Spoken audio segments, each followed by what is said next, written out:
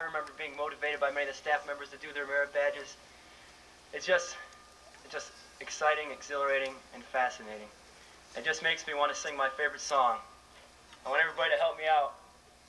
I've got that Hovey spirit, okay? I want to hear it nice and loud, all right? All right! What? All right! What? All right! All right.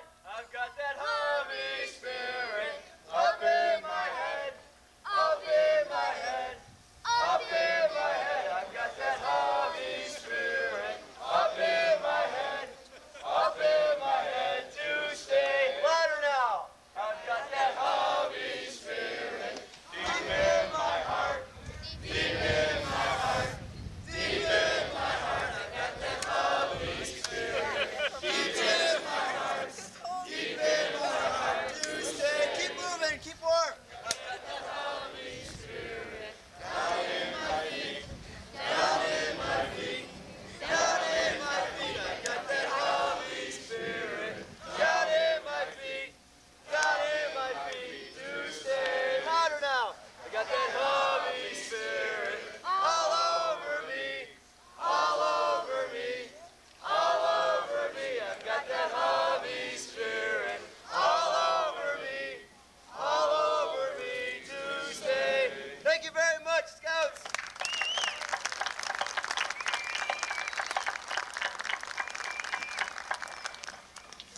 Sorry for my mess up. That's all right.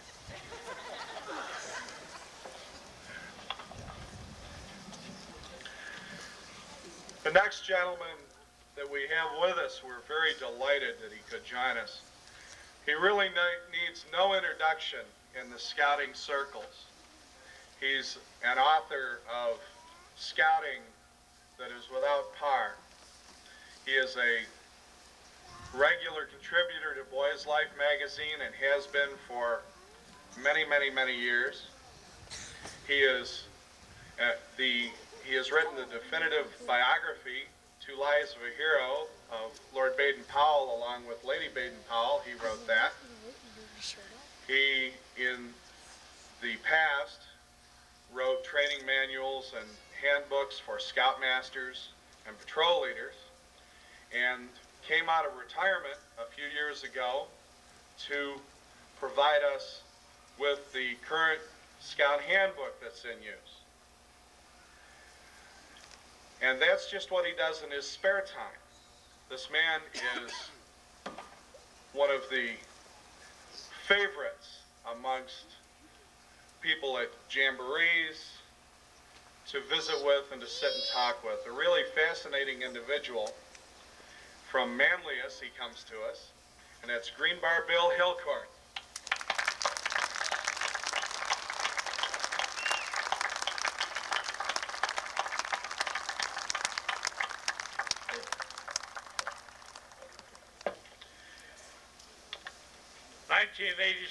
Today. 1937 was the year that this camp was established. And it was a very exciting year in American Scouting and in World Scouting, and in Bill Hillcourt Scouting for that matter too. That was the year when the Boy Scouts of America had its first national jamboree.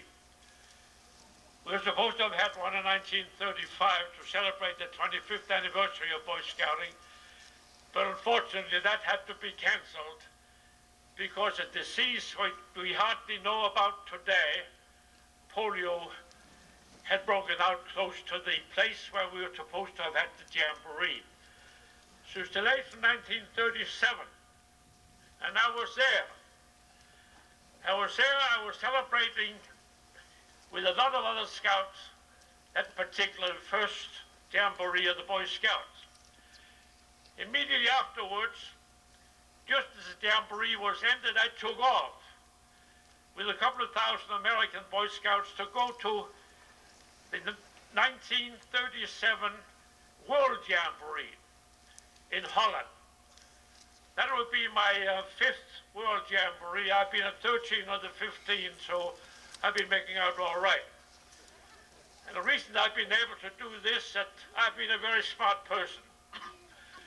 I have picked the right time to get born, 1900, because that made it possible for me to become a scout when I was 10 in 1910. And that was because Baden-Powell's book had just that year been translated into Danish, and Danish was my language because Denmark was my birthplace. And then I grew up in scouting.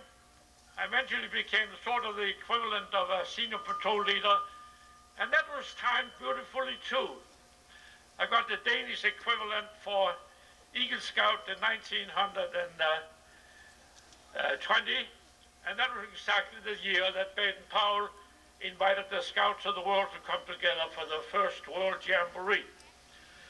So that's how I got into things like that, and I started my life in Denmark, and I got to be a pharmacist, and then I got to be a journalist, and then when I was 25, I decided, for heaven's sake, I'd seen Boy Scouts from all over the world at the Second World Jamboree in Denmark in 1924, and I'm not going to be stuck in Denmark until I have met them in their homeland.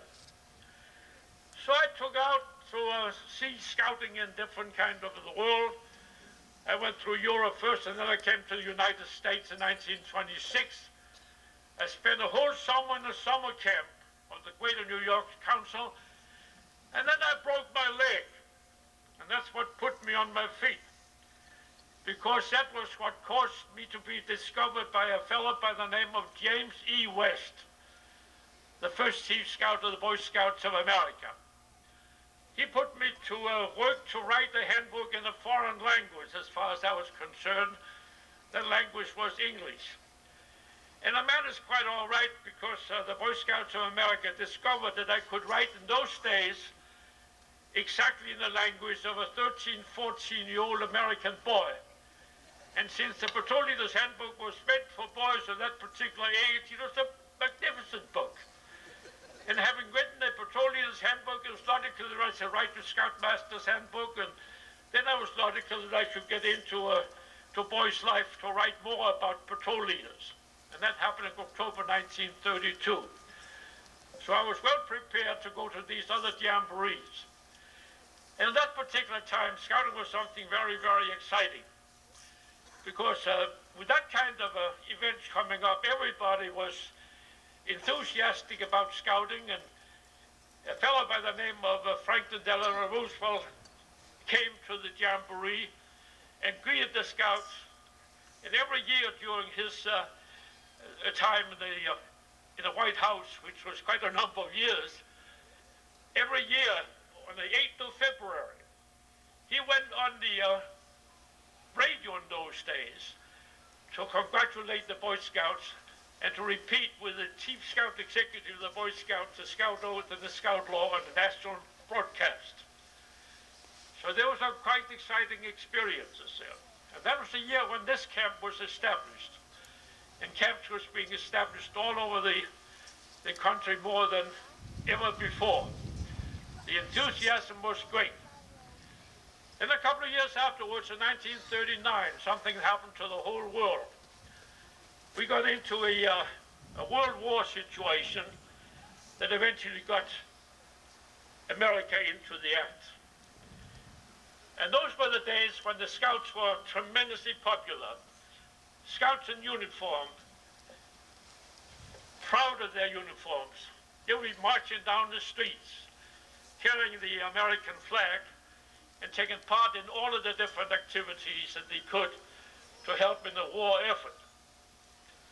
We came out of the war as conquerors, and the Boy Scouts of America came out with more than 1 million membership at that particular time. And so time marched on, and in that camp, every year there was a summer camp going on, and in addition to that, a lot of boys came out here because of the vicinity of the camp for overnight expeditions the year round. And I understand that wasn't just for this particular council, but there were others who had a chance to use this camp as well. And then we came into another situation where I was given the task of being the chairman of an advancement committee.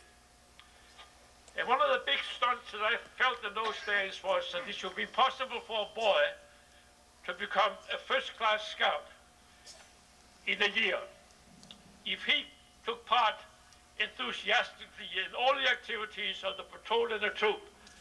He should learn all of the outdoor skills and all of the special other skills that was necessary for him to become a first-class scout. And those were the requirements that went into the Boy Scout Handbook of 1950. And those were the same requirements that I eventually had a chance to get into elaborated form in the Boy Scout Handbook of 1959, which came out at the time when we were going to celebrate our 50th anniversary. When I came into the Boy Scout movement in 1926, there had been 750,000 Boy Scouts. Now we've reached up way beyond the 2 million marks. And with the new Boy Scouts and so many other things happening, other jamborees had come on in the meantime. We celebrated the 50th anniversary in another Jubilee Jamboree.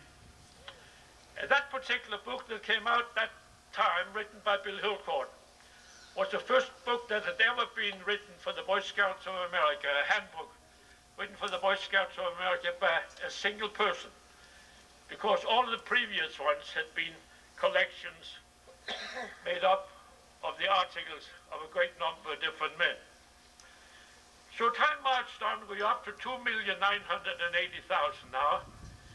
And then, at that particular time, I had reached my retirement, 1965. There were 69,000 troops in the United States. And we continue to grow. We continue to grow until 1971. That was 6 years out of my retirement. We will reach the top mark that we have ever had. 6,400,000 members in the Boy Scouts of America. And then the Boy Scouts of America will get a little worried. What is going to happen about the future? Are we on the right track? And then we got this research organization to look into the situation. They came up with some fantastic results. They came out with a book, research book that was called Is Scouting in Tune with the Times? And I couldn't help myself. I came up with a counter question. Is scouting supposed to be in tune with the times? It has never been. Why should we worry about that? When Baden-Powell started the Boy Scout movement, this idea of going camping was absolutely idiotic, because everybody knew in those days that the night air was bad for you. You just got sick of it. Malaria means bad air. It was only explorers who were crazy anyway, and the military who were forced into the situation who went in for camping.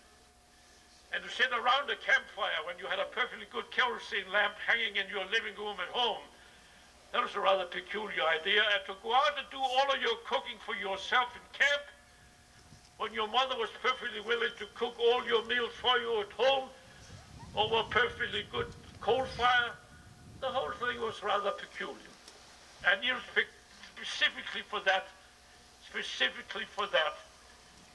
that the Boy Scout movement had marched all over the world. And now suddenly the Boy Scouts started to change around.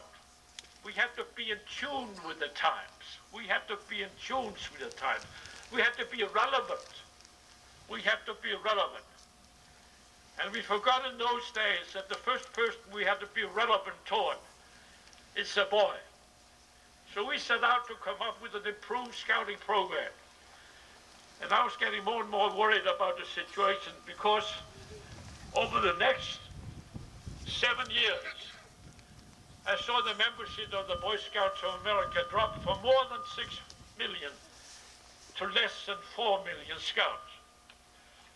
That's when I decided to come out of retirement, because I didn't know what was really happening. The Boy Scout Handbook had been selling, the one I wrote, had been selling 650,000 copies a year. Now the sales of the handbook was down to less than 3 million copies a year. So something had to be done about it. And that's when I came out of retirement and said, I'll give you a year of my life to come up with a new Boy Scout handbook, free of charge.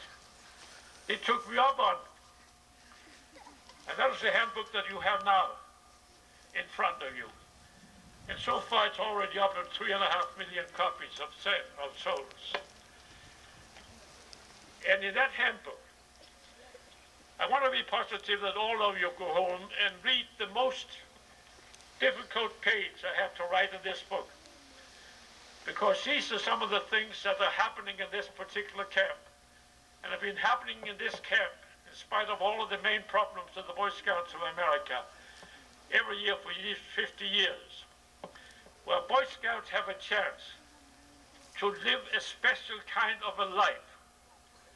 And that is a life that is described in this book on page 9. On page 9, the most important page in this book. I want all of you Boy Scouts to go back home and read that. I want all of you Scoutmasters who are here to go back home and read that. On that single page, I told the boys, this is what you can expect in scouting. That is why you should join the Boy Scouts of America. You will have a marvelous time, meeting friends, getting into patrols, learning leadership, having a chance to go out in the outdoors, in camp, and learning so many special skills that will help you for your rest of the life. And then I want you Scoutmasters to take particular attention to this particular page. Because one of our problems is to hold these boys long enough for every single page in this book to be of importance in his life.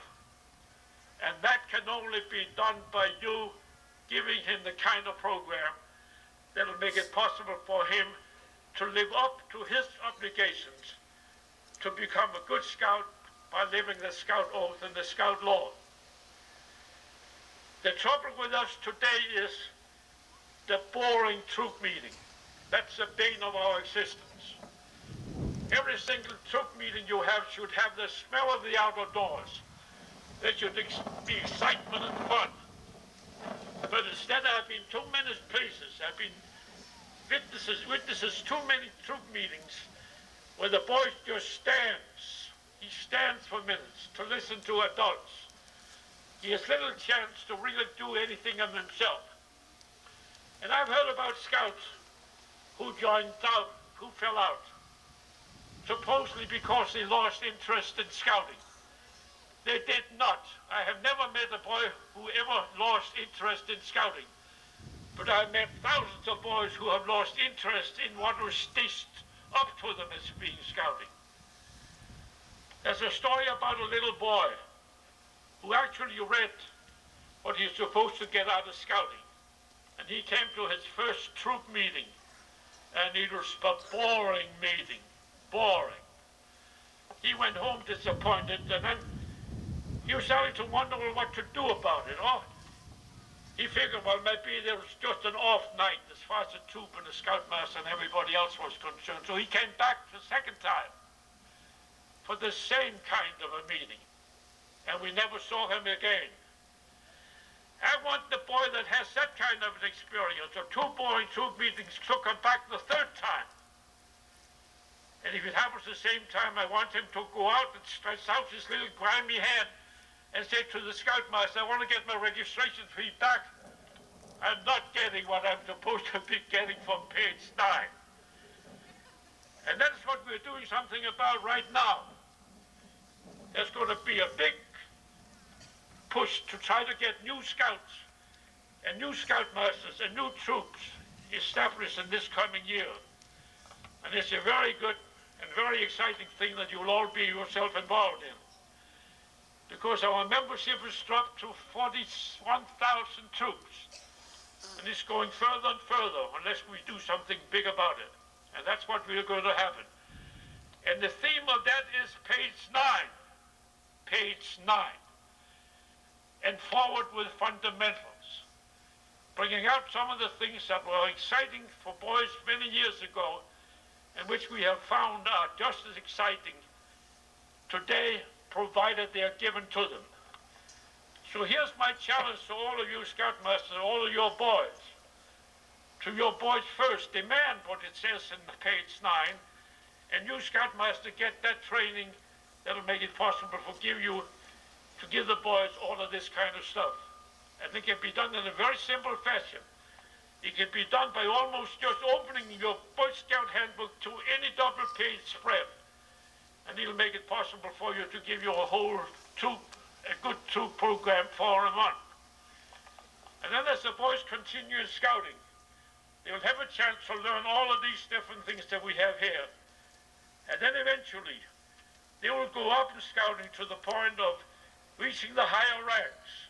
And there again, after having gone through the skill awards for these many years, there are task forces that work today to try to come up with the idea that maybe we should go back again to the idea that a boy who takes part in all of the scout activities of the whole year should have a chance to become a first-class scout in a year and eventually reach up into the higher rank.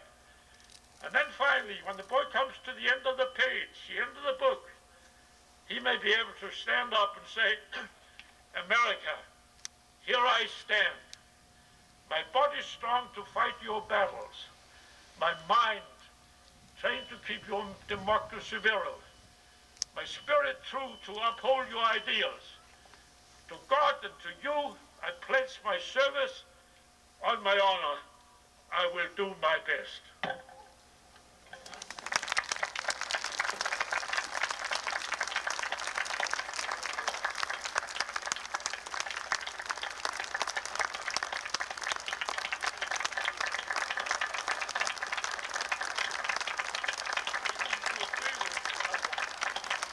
Maybe because you're right.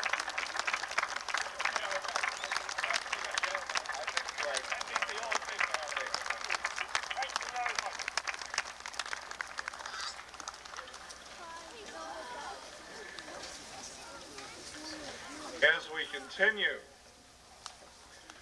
one of the things that we thought that we needed to do was to provide some memories that we learned and we came to on our way to today for those who come after us.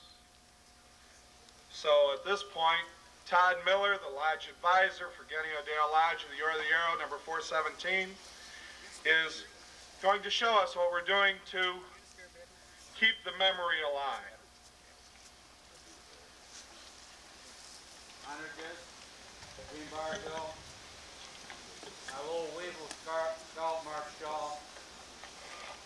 Fellow Scouts and Scouters, my great duty today to put a time capsule in the ground next to Harry Wart's sundial. When Admiral and Steve asked me to take this duty on last year, I had to sit and think of what to put into it. The first item I thought of was to honor a scout and a scout that's been here at Hovey for many years. Unfortunately, due to his health, he wasn't able to come today, and that's Sandy McLaren. He presented to me an autograph, a Bible, to put into the time capsule. The next person I asked to camp was my old scoutmaster, a scouter that's been at Hovey for 49 years, Skip Seafield. He presented to me his flashlight, a cigar, unlit. Next, I went to the scout office. I picked up some council patches, Sugar Lakes Council strip, a 1987 50th year backpack, and camp segments. I took in a Brotherhood member of the Ganadale Lodge flap of my own to put in. Then I asked Bob Doctor for a letter, Bill Bowers for a letter, Coleman Connor for a letter, Admiral Lord for a letter. Then I asked my lodge chief, Dan Miller and Bill Stovey, to work together and come up with a letter. So this is all in there. And Don Kroll today has been around taking some Polaroid pictures that we have put into it. The capsule was donated by Goose Pumps. I'm unaware if they know it, but it's here. As many items in this cap are from Goulds, unknown to them or not, but I'm sure that Norman Gould and of course Arnold Barb would appreciate it wholeheartedly. If the weather was nice and Helen would have been able to get up the hill, I was going to ask her to help me today, but seeing that it's slippery and wet, stay seated, Helen. Your thoughts are still with me. So at this time, I'll put the capsule into the ground. Hopefully, some year when you Cub Scouts and tie your dog get down on Bill,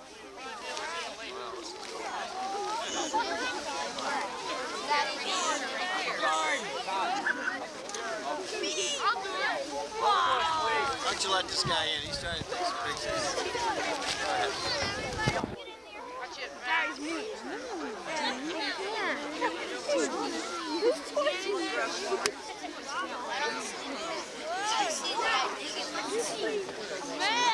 Excuse me, boys, please. Can I get out, please? So you guys can get in. Well, we're filling in the hole.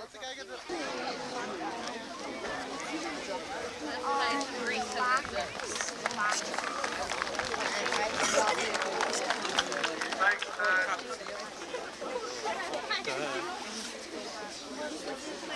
we just have a few little pieces of business to attend to. As always, the last couple of minutes, there are words about upcoming events. After the retreat that we will have here as the close to this ceremony, the museum will be open so that any of you who haven't seen it can get a chance to know. The Council President, Bob Doctor, was in Brazil yesterday, and his plane had a flat tire that was trying to take off. And I know he's trying to say, you think back 50 years, a troop for a boy from Honeywell probably took a day or two to get here to Babcock-Hovey. And yesterday morning, about 2 o'clock in the morning, I was in Brazil. So things have changed a lot, not only at Babcock-Hovey, but in the world. I did get to put a letter in that time capsule, and what I did in my letter was I challenged the boys 50 years from now to continue to maintain this camp the way that we have maintained it over the last 50 years.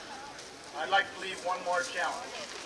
I'd like to challenge the boys that are standing out here today to do the same thing, so that those boys 50 years from now will have a Babcock.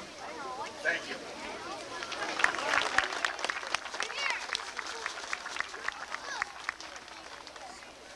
50 and a few years ago, the men had a dream.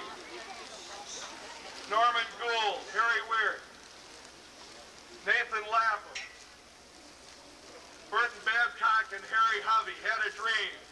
They had a dream of 150 acres on the east shore of Seneca Lake, to be a place where boys could learn, to be a place where boys could have fun in the outdoors, the place where boys could grow up. 50 years ago, about 180 degrees from here, pointing on the dining hall porch, there was much speech making and song singing and visits from friends and relatives of those who had part of it. They also had a dream. There were dreamers on the Camp Development Committee that saw a piece of ground and said, let's have a dining hall. Let's have a training lodge. Let's have a maintenance lodge. There were people who had a dream, let's have a health lodge. Let's have scout craft. A group of Rotarians 20 years ago had a dream and we had a pool. About a year and a half ago, Steve Wheeler and I were having coffee at one of our interminable number of council meetings, and we had a dream. We said, Babcock-Hovey's 50 years old. We want to see it come in and go out with a big party. Well, our dream has been fulfilled on that note. But I know there are others of you out there who have a dream. Many of you scoutmasters and cubmasters and post advisors and committee people I've met personally and talked to. You want to make the difference in the lives of a kid. It's you who make this plot of ground special. The ones that came before you, leaders and scouts, the ones that are going to come after you. We would like to rededicate this camp to the dreams of the leaders and the scouts of the years before us and of the years after. As I see Mrs. Barbin out here, I can remember her husband in Algonquin campsite with the Eagle's Nest Troop in Seneca Falls. As I see some of the others of you out there, as I see Hal Button, I remember his mentor, Hank King from Geneva, the hawk that flew through camp until he could barely walk from one end of the dining hall to the other, but he was here for the boys. I can remember people like Fred Reynolds with a pipe sticking out of his mouth, raking concrete at the family cabin. They are no longer with us to see this. From up there somewhere, they're peeking through the clouds, and they're saying, yeah, that's what I had in mind. That's what I wanted.